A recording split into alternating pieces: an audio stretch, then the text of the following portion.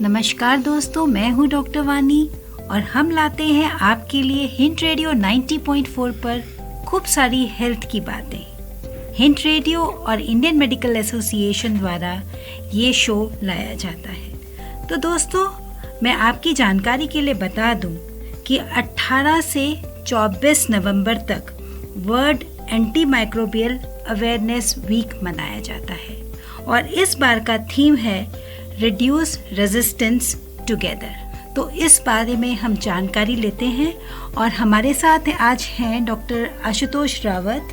Doctor Ashutosh Rawat, आपका बहुत बहुत स्वागत है स्टूडियो में और आप श्रोताओं को अपना इंट्रोडक्शन दें। Thank you madam. I am doctor Ashutosh Rawat. मैं संतोष मेडिकल कॉलेज हॉस्पिटल में डिपार्टमेंट ऑफ माइक्रोबायोलॉजी का प्रोफेसर एंड हेड हूँ और आज इस एंटी माइक्रोबियल चर्चा में डॉक्टर वानी के साथ आपको कुछ इम्पोर्टेंट जानकारियाँ दूँगा। जी, तो डॉक्टर साहब ये बताएं कि आखिर जो ये हम एंटी माइक्रोबियल या एंटीबायोटिक्स की बात कर रहे हैं, तो श्रोताओं को बताइए कि एंटीबायोटिक्स आखिर होती क्या हैं? जी डॉक्टर वानी, एंटीबायोटिक्स अगर मैं शॉर्ट में बोलूँ तो ये वो दवाएं हैं जो आपके एक विशेष प्रकार के इन्फेक्शंस को ट्रीट करने के लिए दी जाती हैं और वो विशेष प्रकार के इन्फेक्शंस वो हैं जो कि बैक्टीरिया यानी कीटाणुओं के द्वारा होते हैं। इन्फेक्शंस कई प्रकार से हो सकते हैं, कई तरीके से हो सकते हैं, लेकिन उनमें से जो इन्फेक्शंस बैक्टीरिया के द्वारा होते हैं उनके ट्रीट करने के लिए जो दवाएं इस्तेमाल करते हैं उन्हें एंटीबायोटिक्स कहते हैं। जी डॉक्टर साहब, आपने एंटीबायोटिक्स के बारे में जानकारी दी, पर आप ये बताइए कि एंटीबायोटिक्स को जानने के लिए इतनी उसकी जानकारी रखना श्रोताओं को क्यों ज़रूरी है? क्यों इसकी हसबस है इतनी? इसकी हसबस इस वक्त इसलिए इतनी ज़्यादा है क्योंकि जिन कीटाणुओं के अगेंस्ट में ये एंटीबायोटिक काम कर रही हैं, कुछ वजहों से वो बैक्टीरिया, वो कीटाणु अब उनके ऊपर ये दवाएं बेअसर होती जा रही हैं और उन वजहों के लिए काफ़ी हद तक हम खुद जिम्मेदार हैं। यानी कि डॉक्टर साहब, आप बात कर रहे हैं एंटीबायोटिक रेजिस्टेंस की, तो आप ये एंटीबायोटिक रेजिस्टेंस क्या होता है श्रोताओं को बताएं। एंटीबायोटिक रेजिस्टेंस का मतलब है कि जो बैक्टीरिया या जो कीटाणु इन्फेक्शन कर रहा है वो पहले जिन सिंपल दवाओं से मर जाया करता था जी, अब दवाएं उसके ऊपर बेअसर हो रही हैं जी। इसको हम एंटीबायोटिक रेजिस्टेंस कहते हैं। इसका मतलब ये नहीं है कि आपकी ह्यूमन बॉडी रेजिस्टेंट हो रही है जी, बल्कि इसका मतलब है कि वो बैक्टीरिया जी एंटीबायोटिक के प्रति रेजिस्टेंट हो रहा है, अब ये दवाएं उस पर बेअसर है। जी, तो दोस्तों कहीं जाइएगा नहीं, हम खूब सारी जानकारी लेके आएंगे एंटीबायोटिक रेजिस्टेंस और एंटीबायोटिक यूसेज के ऊपर, और बने रहिएगा। हम आते हैं छोटे से म्यूजिकल ब्रेक के बाद। दोस्तों, हम फिर हाजिर हैं हेल्थ टॉक्स में एंटीबायोटिक रेजिस्टेंस पर बात करने के लिए। हमारे साथ स्टूडियो में हैं doctor Ashutosh Rawat sir. Sir, आपका बहुत बहुत स्वागत है और हम बात कर रहे थे एंटीबायोटिक रेजिस्टेंस पर। डॉक्टर आशुतोष, ये बताएं कि एंटीबायोटिक रेजिस्टेंस आखिर होता क्यों है?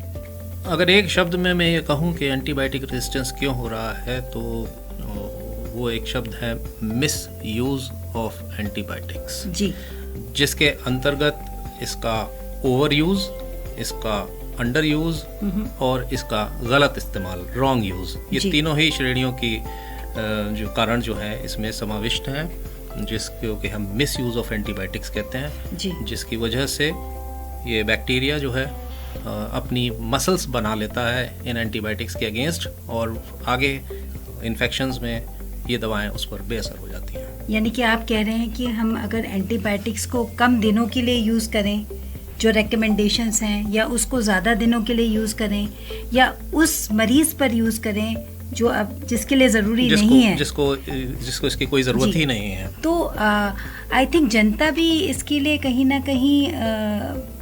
ना कहीं रिस्पॉन्सिबल है। आप क्या समझते हैं?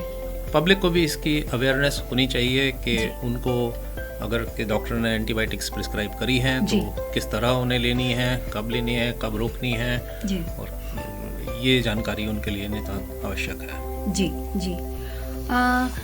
एंटीबायोटिक रेजिस्टेंस की क्या हार्मफुल इफ़ेक्ट्स हैं? किस तरीके से ये हमारे लिए बहुत मुसीबत साबित हो सकती है। सिंपल इन्फेक्शंस जो पहले बहुत हल्की सी एंटीबायोटिक्स से ठीक हो जाया करते थे, वो अब आज हमें देखने को मिलता है कि वो या तो ठीक होने में बहुत लंबा टाइम ले रहे हैं, या जो दवाएं पहले कारगर थीं वो उनसे अब इन पर कोई असर नहीं होता, तो हमें और ज़्यादा ताकतवर एंटीबायोटिक लगानी पड़ रही हैं, और ये देखा जा रहा है कि बैक्टीरिया उनसे भी रेजिस्टेंस में आ रहा है। तो इसका सीधा सीधा मतलब है कि इन्फेक्शंस को अब ठीक कर पाना बहुत मुश्किल होता जा रहा है।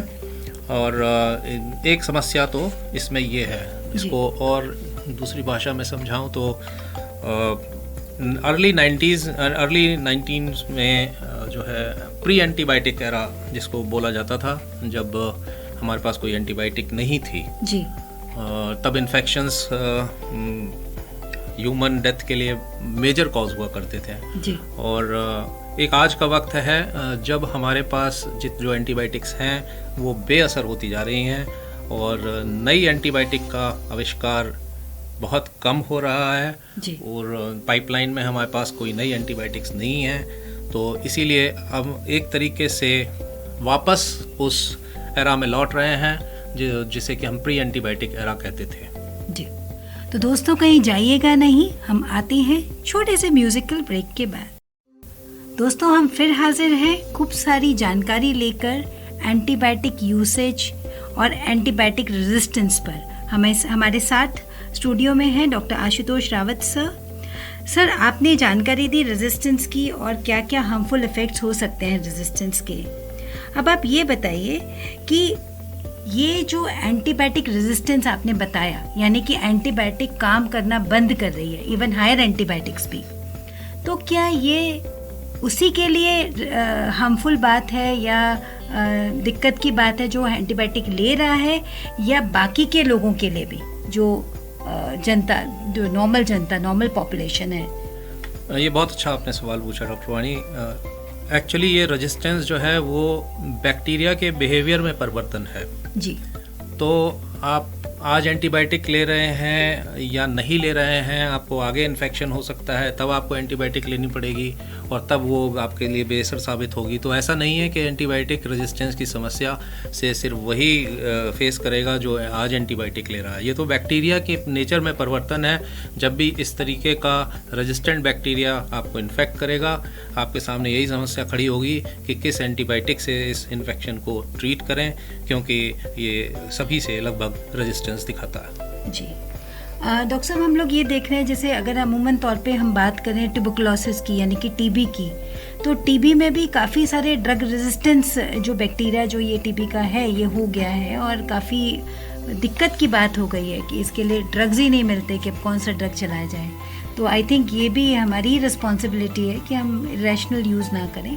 आपका क्या इस पे ओपिनियन? बहुत ही अच्छा आपने उदाहरण दिया, जनता इससे ज़्यादा समझ पाएगी कि जिस तरह से टीबी जो है वो भी ड्रग रेजिस्टेंट हो रही है, और MDR टीबी के नाम से जिसे हम जानते हैं, MDR के बारे में श्रोताओं को मल्टी ड्रग रेजिस्टेंट टीबी, जो first line anti tubercular drug से रेजिस्टेंट हो जाती हैं, जिनमें रिफेम्सिन, INH जैसी दवाएं काम करना बंद कर देती हैं जी। उनके लिए फिर हायर एंटीबायोटिक्स, बिल्कुल वही फिनोमेना इस टीबी में काम कर रहा है, और वो एंटीबायोटिक्स अब इस पर बेअसर हो रही हैं। इसीलिए हम दिक्कत में हैं कि इस समस्या से कैसे निपटा जाए। डॉक्टर साहब, हम देखते हैं जैसे कि OPD में पेशेंट्स आते हैं, तो हमने उनको एक बार पर्चा दिया और उन्होंने दोबारा वही प्रॉब्लम हुई। जैसे कि अमूमन तौर पे मैं यूरिनरी ट्रैक्ट इन्फेक्शंस की बात करूं, तो पेशेंट आता है, हम उसको पर्चा लिख के देते हैं, 2 महीने 3 महीने 1 महीने बाद उसे दोबारा होता है, तुरंत वही पर्चा निकालता है और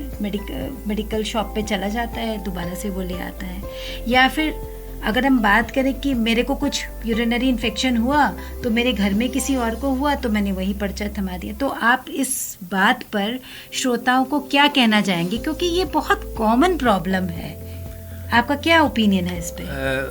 इसको बात को हम एंटीबायोटिक शेयरिंग के नाम से जानते हैं, और जो कि एक प्रमुख कारण है कि जो हमारी तरफ से गलती हो रही है इस समस्या को जन्म देने में और आगे बढ़ाने में।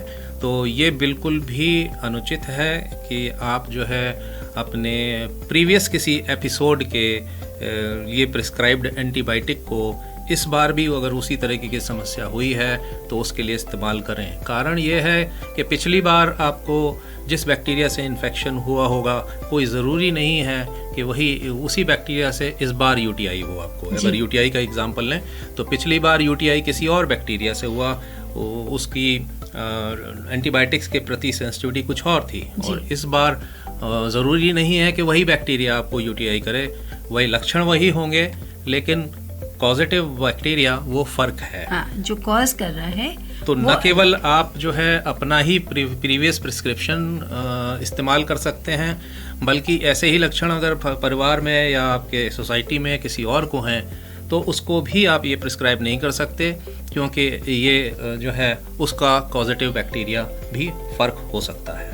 तो ऐसे में आप हमारे श्रोताओं को आप क्या एक मैसेज देना चाहेंगे कि मतलब इस तरीके से इसको किस तरीके से हम प्रॉपर वे में इसको मैनेज करें? जैसे कि आपने शुरुआत में ही कहा था डॉक्टर वाणी के स्पेशल वीक का जो थीम है वो let's reduce antibiotic resistance together. तो न केवल इसमें डॉक्टर्स को सावधान होने की ज़रूरत है, बल्कि जो आम पब्लिक है वो भी कुछ महत्वपूर्ण बातों का ध्यान रख सकती हैं, जिससे कि इस समस्या से हम इसको डिले कर सकते हैं या इससे निकल के आ सकते हैं। और उसमें सबसे पहला जो बात का ध्यान रखना चाहिए वो बेसिकली प्रिवेंशन का है। आप उन चीज़ों का ध्यान रखें जिससे कि इन्फेक्शन पहली स्थिति में आपको हो ही ना। Prevention is always better than. जी बिल्कुल ठीक। तो उसमें भी सबसे पहला नंबर आता है हैंड हाइजीन का।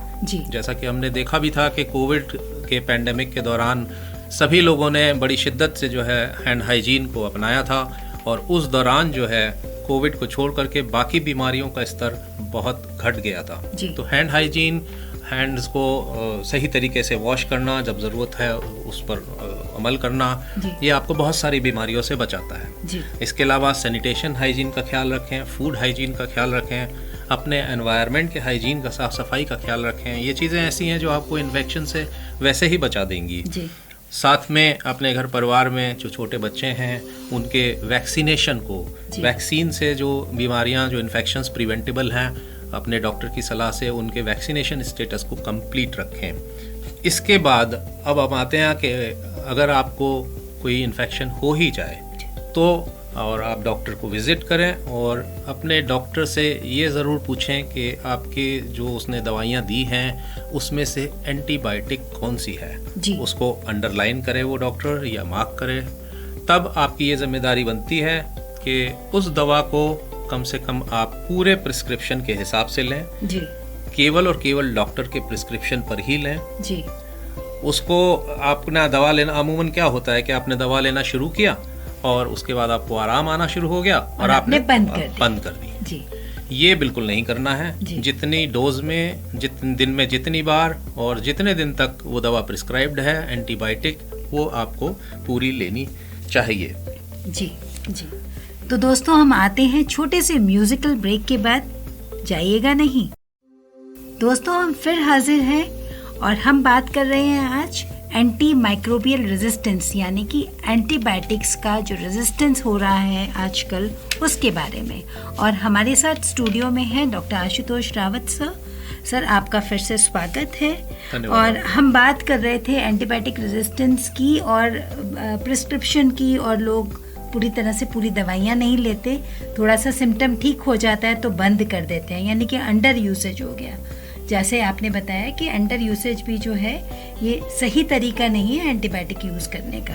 डॉक्टर साहब आप कंटिन्यू करें, आप कुछ बताना। अंडर यूसेज में ये बेसिकली ये होता है कि आप बैक्टीरिया को आधा जिंदा छोड़ रहे हैं। अच्छा। आपने दवा पूरी डोज नहीं पहुंचाई शरीर में तो उसको आप आधा जिंदा छोड़ रहे हैं। बहुत चांसेस हैं कि वो सरवाइव करेगा और अगली बार इन दवाओं के प्रति वो और रेजिस्टेंस ताकतवर और तरीके से ताकतवर हो आएगा। जाएगा, और ये दवाएं आपकी फुल डोज में भी इस्तेमाल करने पर ये आपका इन्फेक्शन ठीक नहीं होगा। जी इसी के साथ एक ध्यान और रखना चाहिए कि कभी भी एंटीबायोटिक्स जो बच गई हैं बाई चांस, अव्वल तो बचनी नहीं चाहिए क्योंकि प्रिस्क्रिप्शन हो गया, अपना ख़त्म कर ली, जी लेकिन घर में रखी हुई एंटीबायोटिक्स, बची हुई एंटीबायोटिक्स का कभी भी पुनः इस्तेमाल न करें।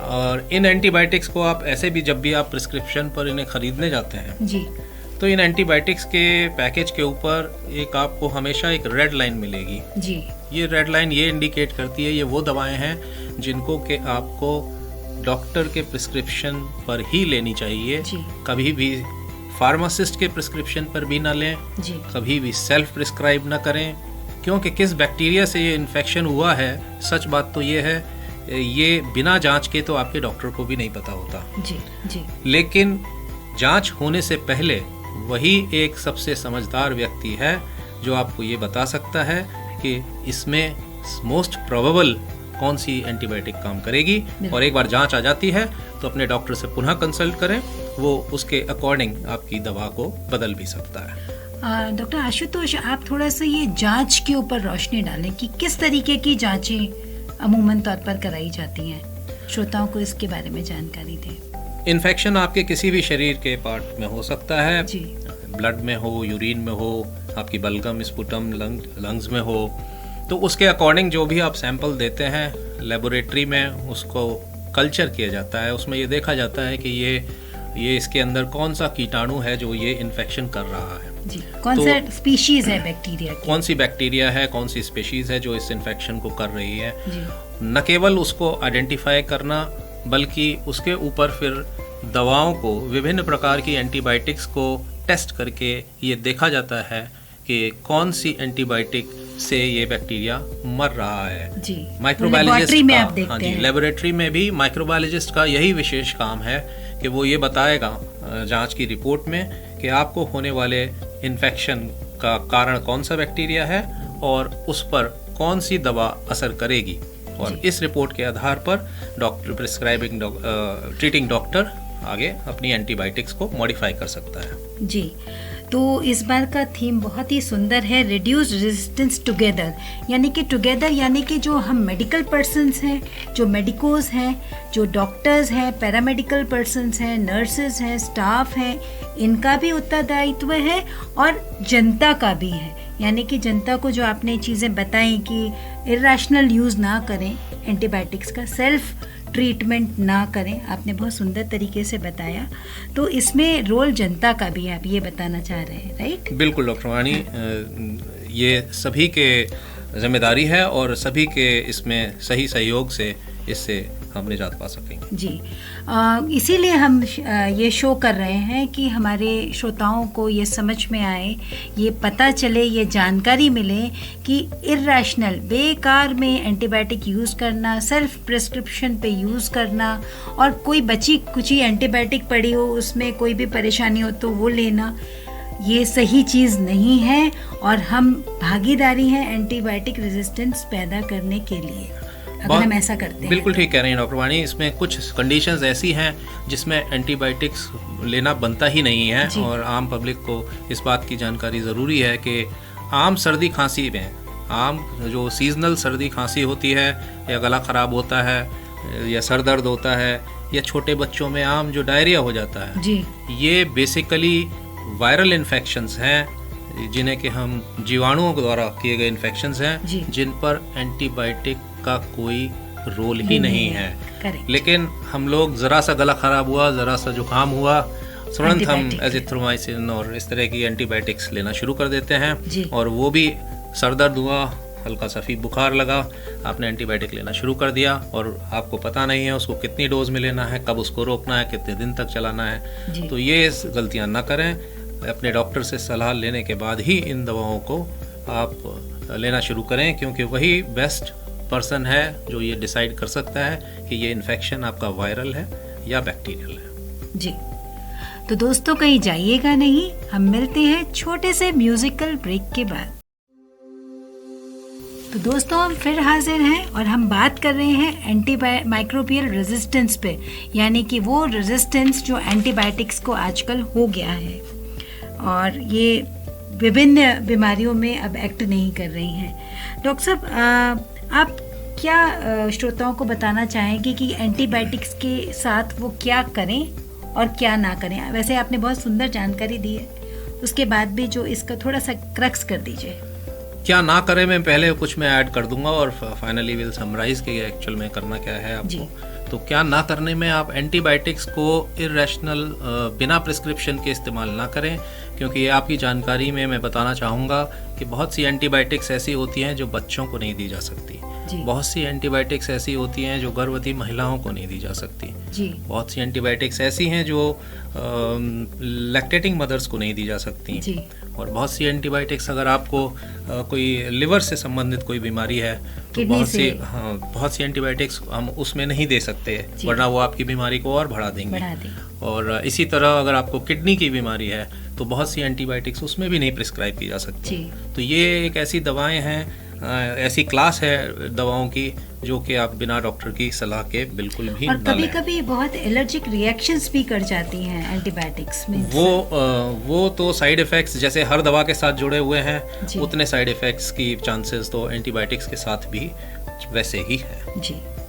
तो इन शॉर्ट अगर बोलें तो एंटीबायोटिक्स को आम सर्दी खांसी बुखार में इस्तेमाल न करें। एंटीबायोटिक्स को हमेशा डॉक्टर की सलाह से ही लें, जैसा उसने प्रिस्क्रिप्शन में लिखा है उतना पूरा प्रिस्क्रिप्शन को लें, और जब पूरी डोज हो जाए जब ही उसको आप स्टॉप करें। जी।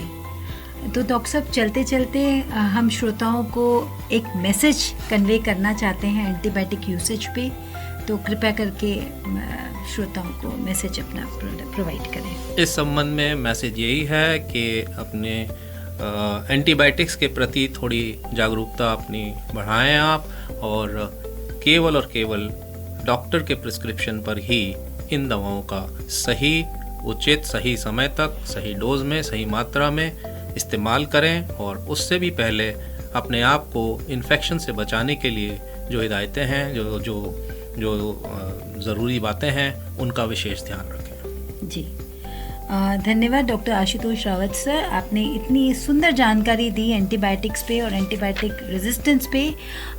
मैं आशा करती हूँ श्रोताओं को ये जो हमारा शो है ये अच्छा लगता है और खूब जानकारी मिलती है। Thank you very much doctor Ashutosh Rawat. Thank you श्रोताओं, आप हमारा शो को लाइक करते हैं और इसी तरह सुनते रहें, खूब सारी जानकारी और लाएंगे। और थैंक यू हिंट रेडियो 90.4।